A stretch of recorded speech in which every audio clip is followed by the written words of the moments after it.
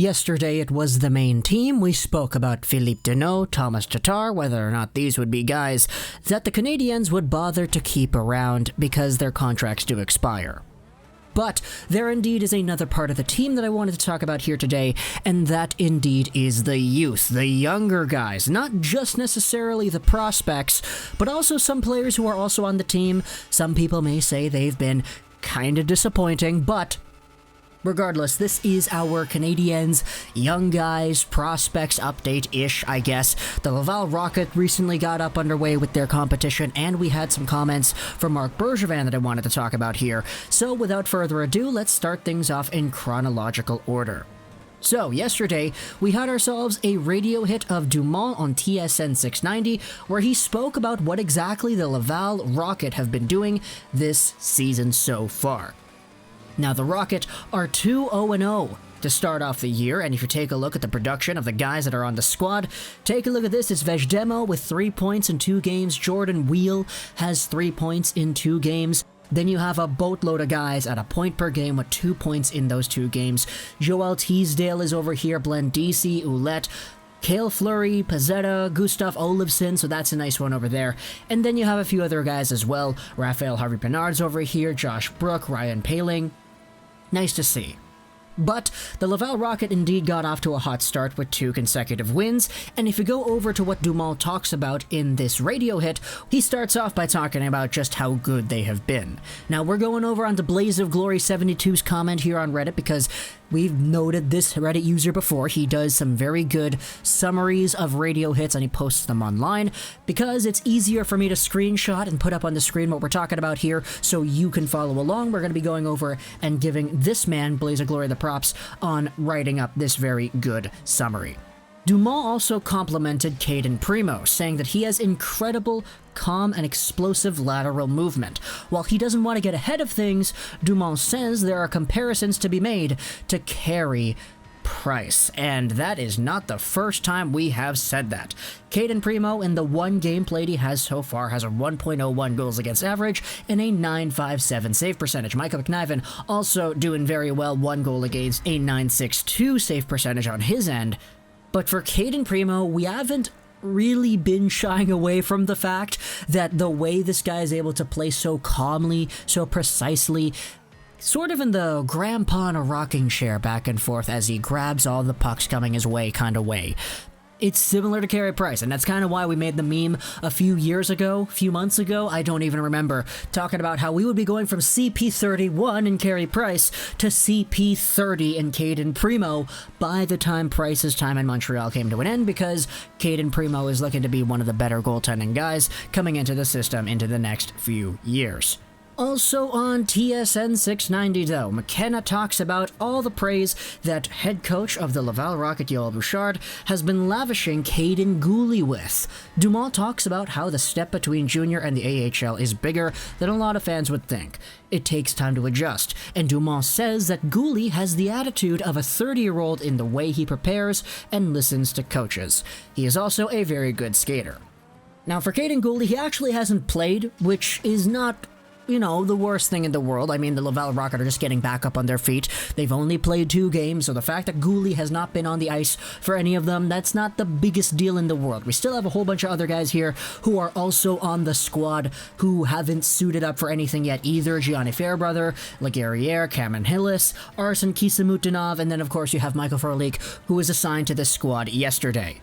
But for Guhle, you love to see it. We did note about this in the previous video where we did mention Guhle, saying that it is a very rare opportunity for WHL, OHL, CHL guys in general to get the chance to play in the AHL this early, and it's because of the weird circumstances with the WHL not starting up and all that stuff. So for Kaiden Guhle, who is indeed just a teenager who normally wouldn't be allowed to play in the AHL, hey, he's in here, he's working with them, he's apparently doing pretty alright, so that's a very positive sign. In the radio hit, they also put an emphasis on Yoel Teasdale, who was injured during his Memorial Cup run, where he was so injured he could barely get to the net sometimes.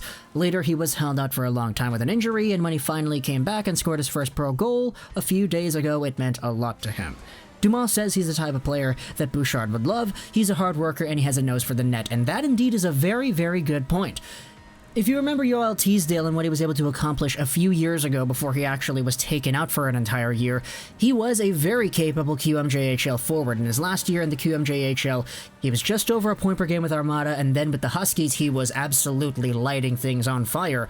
Almost a goal-a-game player there. In the postseason, he was an assist-per-game player, but last year he didn't get any looks at the AHL Laval Rocket level because he was out, unfortunately. So it's really good to see that he's actually back up here, he's healthy, he's kicking it, and his AHL tenure is starting off with a point-per-game showcase thus far.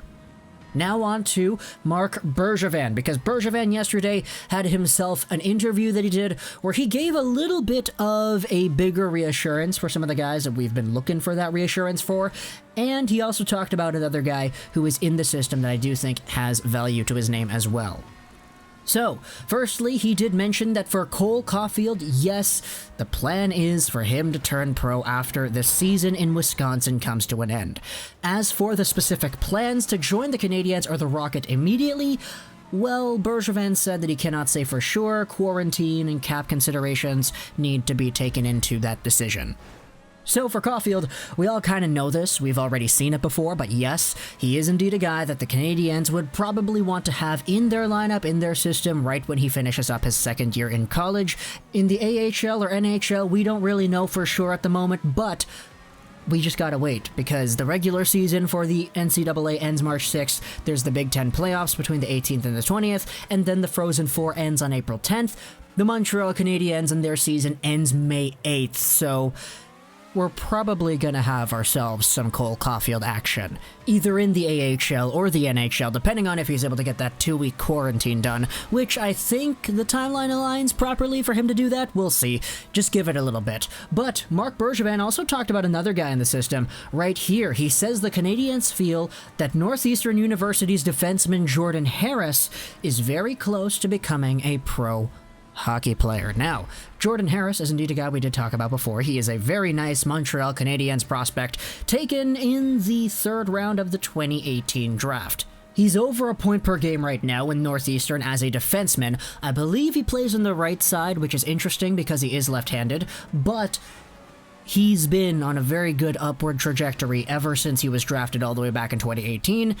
And now the Canadiens are in a spot where in his junior year, he is one of the better defenders in the entire NCAA. If you go over to total NCAA points for defensemen, he's in a very tight race for the top 4, top 3 spots in the entire league.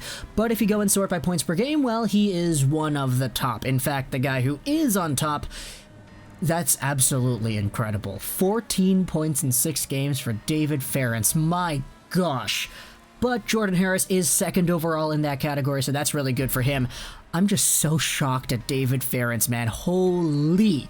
But regardless, Marc Bergervan's coming out here giving the go-ahead and signals as to whether or not the Canadiens would feel that he is coming on board sooner than later. So I personally would assume that once this third year ends in the NCAA's Northeastern system, it would be more likely than not that we see Harris sign a contract, head over to Laval, head over to Montreal, whatever fits the boat of the coaching staff and management in general. But yeah, it's very nice to see Habs prospects coming out here doing their thing. Finally, though, I wanted to mention one more thing about a young guy who is actually already on the Habs today. This is what Arpon Basu tweeted out the other day. I wanted to read it here just for, you know, a little bit of an introspective analysis on how Habs fans are criticizing the team, I guess.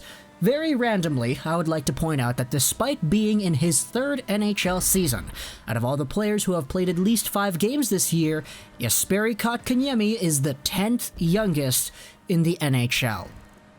That's all. The reason Basu is tweeting this, obviously, is because of the fans and the people that are always harping on Kotkaniemi because he's not good, he's not this, he's not that, he's not scoring, whatever. Who cares? The guy's like 20. He's got so much room to get things on straight. And even if he doesn't pull things together now, which you could very well debate, he kind of is already at his age, he's going to have the potential to do a lot more in the long-term future. So, for those of you who are out there complaining about Kotkaniemi, please just have some patience here. He'll be okay. That's kind of what Basu's saying over here. That's why I wanted to kind of include it here. We're talking about the prospects, the young guys. Why not talk about Kotkaniemi as well? Because he is kind of younger than some of the guys we've already mentioned. But yeah, talk to me in the comments what you thought about the prospects, the guys we spoke about here: Teasdale, Cayden Guhle, Cayden Primeau, Jordan Harris, Kotkaniemi too. I hope you enjoyed this video. So that's Rose 99, and bye.